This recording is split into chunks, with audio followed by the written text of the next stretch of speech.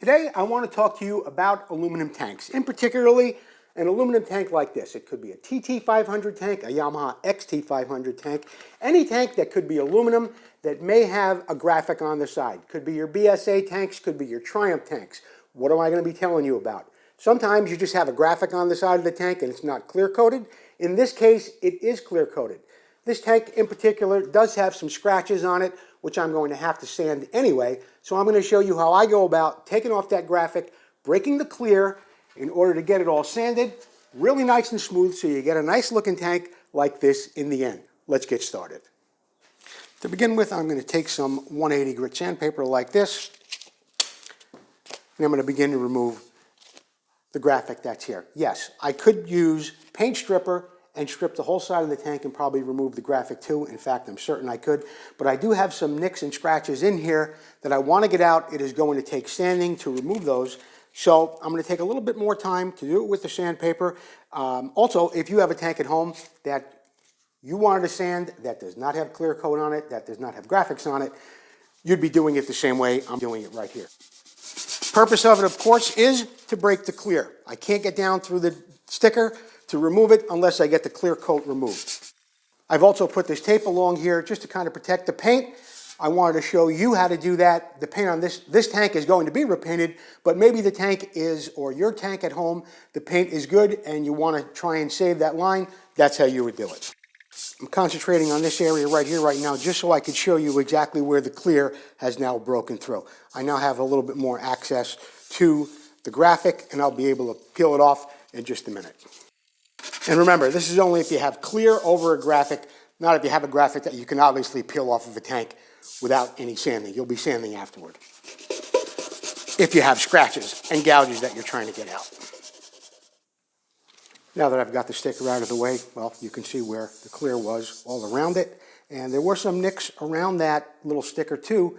So I was able to sand out some of those. Next step I want to do is go along this edge, and if you have paint on your tank, as I mentioned that before, you might want to mask it off with some pinstriping masking tape like this in order to not damage your paint. You're going to get as close as you can. There is a real good possibility that you're going to break through that masking tape and you are going to damage your stripe a little bit.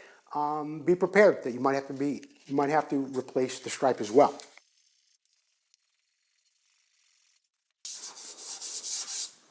Okay, we're going to get back to sanding in just a minute, but there was something I wanted to bring to your attention. In an area like this, where you have, of course, the weld on the bottom of the tank, and then it gets close in here along that seam, along that weld, it can be difficult to get your finger in there with sandpaper and get it all sanded out. So what I'm going to do is I'm going to use a little paint stripper like this, let it work on the clear coat for a moment, then I'm going to remove it with some fine steel wool. The purpose of the steel wool is so I don't really change the integrity of the weld. The weld will look the same. If I get on that weld with a piece of sandpaper, it's going to smooth it all out and it's not going to look factory original, which is the way I want it to look. So let's get started with a little paint stripper. I like to use a little toothbrush like this, an old toothbrush, not my new toothbrush, of course. And let that stripper get to work in there a little. Okay, now that I've got the sticker removed, all the clear removed using 180 grit paper, and I've got my edge all cleaned up. I used a little paint stripper underneath there, as I showed you a little bit earlier. I'm going to follow up now with some 220 and then some 320, very fine paper, like you see right here, P-rated paper, and we'll keep going. So let's go on with the 220 right now, or 240 actually. And keep my hand nice and flat on the side of the tank as I sand it. Also, at this point, if a brushed finish was what you wanted, you could go with the 240, as I mentioned, not 220, 240, and then go to the 320, and you'd have a brushed finish. Here it is after sanding it down with the 320. It's got a beautiful finish on it, a brushed finish you'd find on most tanks. Looks really nice. We're going to go a little bit further on this. So what I'm going to do right now is I'm going to use some wet or dry 400 grit. Then I'm going to go to 600 grit as well. I'll have it wrapped around a little pad like this. It's like a sponge, but a little bit firmer. And I'll be able to sand the side of that tank. I like to use a little bit of a sponge thing like this, a little bit softer, because we have a contour to the tank. So let's just get started on that, and it covers a good portion of the tank too. Be sure to dip that paper in your water frequently. And yes, you're going to get the bottom too, just the way I'm doing it here. Make sure you get that.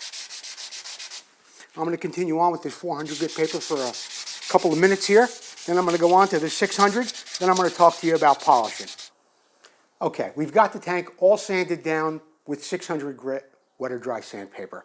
If you're a professional polisher, you've known that some of the steps that I've taken here could be skipped as a professional polisher, but the advice I give here on the show many times is for the guy at home who wants to do it himself, who may not have the professional tools that you have. So that's sort of the purpose of this video.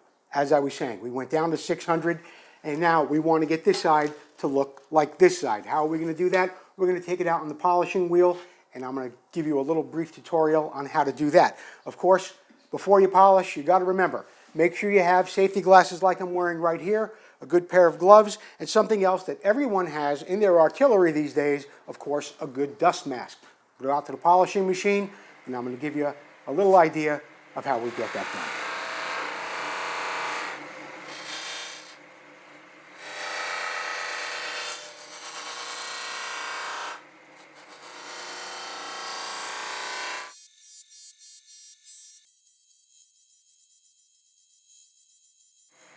So whether your tank has graphics on it or not, and it's just aluminum, and you want to get it all sanded down nice and smooth before you polish, that's the way you do it.